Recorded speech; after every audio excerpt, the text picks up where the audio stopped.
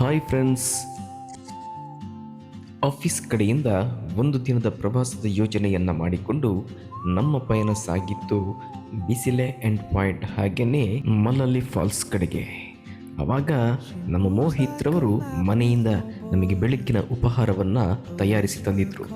ಅದನ್ನು ಇಡುವಂತಹ ಕೆಲಸವನ್ನು ನಮ್ಮ ತಂಡದ ಎಲ್ಲ ಸದಸ್ಯರು ಒಟ್ಟಿ ಸೇರಿಕೊಂಡು ಟಿಯಲ್ಲಿ ಇಡುವಂತಹ ಕೆಲಸವನ್ನು ಮಾಡ್ತಾರೆ. ಪ್ರಮೋದ್ರವರು ರಿಕ್ಷದಿಂದ ತೆಗೆದುಕೊಟ್ಟರೆ, ಲೀಲಾಧರ್, ಅದೇ ರೀತಿ ಹರೀಶ್, ರೋಹಿತ್ ಹಾಗೂ ವೀರೇಂದ್ರಣ್ಣ ಅದನ್ನು ಟಿಯಲ್ಲಿ ಕೊಂಡೋಗಿ ಇಟ್ಟು ಎಲ್ಲರೂ ಸೀಟಲ್ಲಿ ಕೂರುವ ಹಾಗೆ ವ್ಯವಸ್ಥೆಯನ್ನು ಮಾಡ್ತಾರೆ.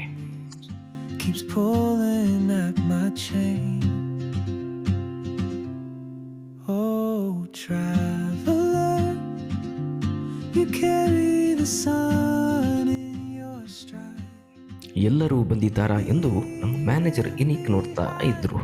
ಅಂದರೆ ಇಬ್ಬರು ಬಾಕಿಯಾಗಿದ್ದರು, ಒಂದು ವೀರೇಂದ್ರಣ್ಣ ಹಾಗೆ ಇನ್ನೊಬ್ಬರು ನಮ್ಮ ಇಂದಿನ ಬೆಳಿಗ್ಗೆಯ ಉಪಹಾರದ ಪ್ರಾಯೋಜಕರಾದಂತಹ ಮೋಹಿತ್ರವರು. ಅವರು ಬಂದು ಒಳಗೆ ಕೂತು ಡೋರ್ ಹಾಕಲಿಕ್ಕೆ ಪ್ರಯತ್ನ ಪಟ್ಟರು. ಆದರೆ ನಮ್ಮ ಇನ್ನೊಬ್ಬ ತೆಲಿಕೆದ ಬುಲ್ಲಿ ಬರಲಿಕ್ಕೆ ಮಾತ್ರ ಬಾಕಿ ಇದ್ದರು. ಅವರನ್ನು ರಮೇಶ್ ಅವರು ಕರ್ಕೊಂಡು ಬಂದು ಸೀಟಲ್ಲಿ ಕೂರಿಸಿ ಅಲ್ಲಿಂದ ನಾವು ಸೀದಾ ಹೋದದ್ದು ಗಡಿ ಚಾಮುಂಡೇಶ್ವರಿ ಅಮ್ಮನವರ ದೇವಸ್ಥಾನಕ್ಕೆ. ಅಲ್ಲಿ ಹೋಗಿ ಪೂಜೆಯನ್ನೆಲ್ಲ ಮುಗಿಸಿಕೊಂಡು ಆ ತಾಯಿಯಲ್ಲಿ ಆಶೀರ್ವಾದವನ್ನು ಬೇಡಿ ಮತ್ತೆ ನಮ್ಮ ಪಯಣ ಸಾಗತ್ತೆ ಬಿಸಿಲೆಯ ಎಂಡ್ ಪಾಯಿಂಟ್ ಕಡೆಗೆ. She writes down cities on her wrist and dreams she'll never keep. ಸುಬ್ರಹ್ಮಣ್ಯದಿಂದ 30 ಕಿಲೋಮೀಟರ್ ದೂರದಲ್ಲಿರುವಂತಹ ಬಿಸಿಲೆ ಎಂಡ್ ಪಾಯಿಂಟಿಗೆ ನಾವು ತಲುಪುವಷ್ಟರಲ್ಲಿ ವರುಣ ದೇವನ ಭರ್ಜರಿ ಆಗಮನವಾಗ್ತಾ ಇತ್ತು. ನಮ್ಮ ರಮೇಶ್ ರವರು ನಾವು ಎಂಡ್ ಪಾಯಿಂಟ್ ಕಡೆಗೆ ಹೋಗುವ ವಿಡಿಯೋವನ್ನು ಮಾಡ್ತಾ ಇದ್ರು. ಪಾಪ ಅವರ ವಿಡಿಯೋವನ್ನು ಮಾಡಬೇಕಲ್ಲ, ನಮ್ಮ ಇಬ್ಬರು ನಾರಿ ಮನೆಯರು ಅವರ ವಿಡಿಯೋವನ್ನು ಕೂಡ ಮಾಡಿದರು.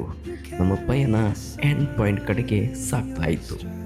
ಆದರೆ ಮಳೆರಾಯನ ದರ್ಶನದಿಂದಾಗಿ ನಮಗೆ ಇಲ್ಲಿ ನೋಡಿದರೂ ಅಲ್ಲಿ ಎಲ್ಲ ಕಡೆ ಫಾಗ್ ಮಾತ್ರ ಕಂಡಿತ್ತು ಹೊರತು ಬೇರೆ ಯಾವುದೇ ದೃಶ್ಯವನ್ನು ನೋಡಲಿಕ್ಕೆ ನಮಗೆ ಸಾಧ್ಯವಾಗಲಿಲ್ಲ.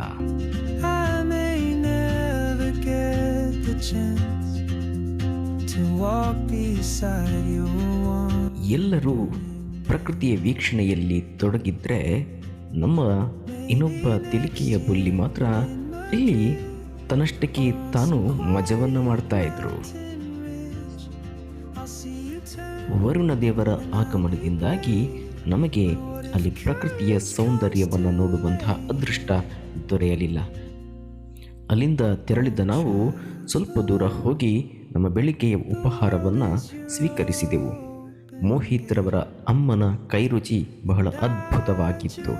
ಬೆಳಿಗ್ಗೆಯ ತಿಂಡಿಯನ್ನು ಪೂರೈಸಿಕೊಂಡು ನಾವು ಸೀದಾ ಹೋದದ್ದು ಮಳಲಿ ಫಾಲ್ಸ್ ಕಡೆಗೆ. ಅಲ್ಲಿನೂ ವರುಣ ದೇವನ ಭರ್ಜರಿ ಆಗಮನವಾಗ್ತಾ ಇತ್ತು. ಎಲ್ಲರೂ ರೈನ್ ಕೋಟನ್ನು ಹಾಕಿಕೊಂಡು ಪ್ರಕೃತಿಯ ಅದ್ಭುತ ಸೌಂದರ್ಯವನ್ನು ನೋಡಲಿಕ್ಕೆ ನಾವು ತಯಾರಾಗಿಬಿಟ್ಟೆವು.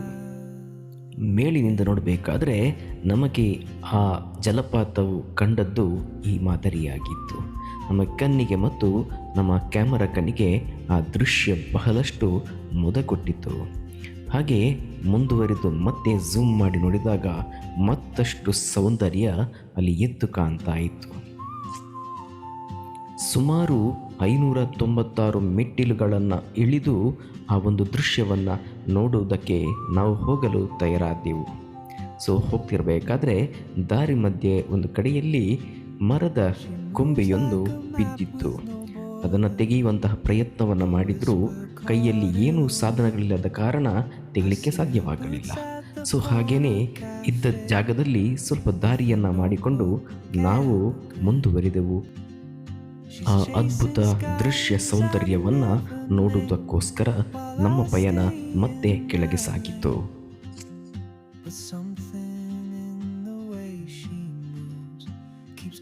ಪುಷ್ಪಗಿರಿಯ ಪರ್ವತ ಶ್ರೇಣಿಗಳ ನಡುವೆ ಧುಮ್ಮಿಕ್ಕಿ ಹರಿಯುವ ಆ ಕುಮಾರಧಾರ ನದಿಯನ್ನು ನೋಡುವುದೇ ಒಂದು ಅದ್ಭುತ ಅನುಭವ.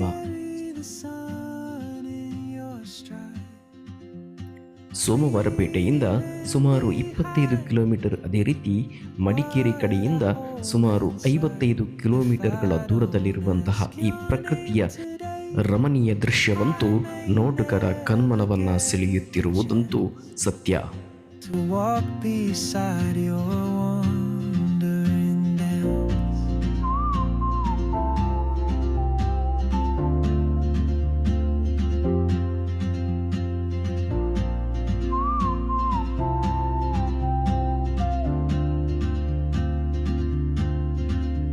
She hums a tune I've never heard. ನಮ್ಮವರಂತೂ ಈ ದೃಶ್ಯವನ್ನ ನೋಡಿ ಅನುಭವಿಸಿದ್ದೇ ಹೆಚ್ಚು. Writes down cities on her wrist and dreams she'll never keep. I sip my coffee, miss my cue, still anchored by my fear. But time rolls on like open roads. ಆ ಸುಂದರ ದೃಶ್ಯವನ್ನ ನೆನೆಯುತ್ತಾ ನಮ್ಮ ಪಯಣ ಮುಂದೆ ಸಾಗಿದ್ದು ಶನಿವಾರ ಸಂತೆಯ ಕಡೆಗೆ. ಮಧ್ಯಾಹ್ನದ ಭೋಜನಕ್ಕೋಸ್ಕರ ನಾವು ಶನಿವಾರ ಸಂತೆಯಲ್ಲಿರುವಂತಹ ಕೇರಳಾಪುರದ ಹಿಂದೂ ಮಿಲಿಟರಿ ಹೋಟೆಲಲ್ಲಿ ಊಟವನ್ನು ಮಾಡೋದಕ್ಕೋಸ್ಕರ ನಾವೆಲ್ಲ ಸೇರಿದ್ದೆವು. ಚೆನ್ನಾಗಿ ಊಟವನ್ನು ಸವಿದ ನಂತರ ಅಲ್ಲಿ ಸ್ವಲ್ಪ ಹೊತ್ತು ನಿಂತು ಮತ್ತೆ ನಮ್ಮ ಪಯಣ ನಮ್ಮ ಊರ ಕಡೆ ಸಾಗಿತ್ತು.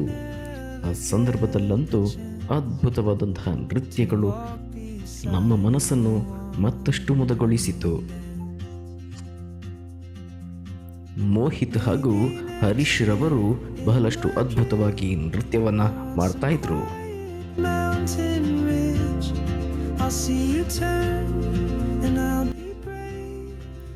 ಅವರ ಜೊತೆ ರೋಹಿತ್ ರವರು ಕೂಡ ಹೆಜ್ಜೆ ಹಾಕಲು ಪ್ರಾರಂಭ ಮಾಡಿದ್ರು.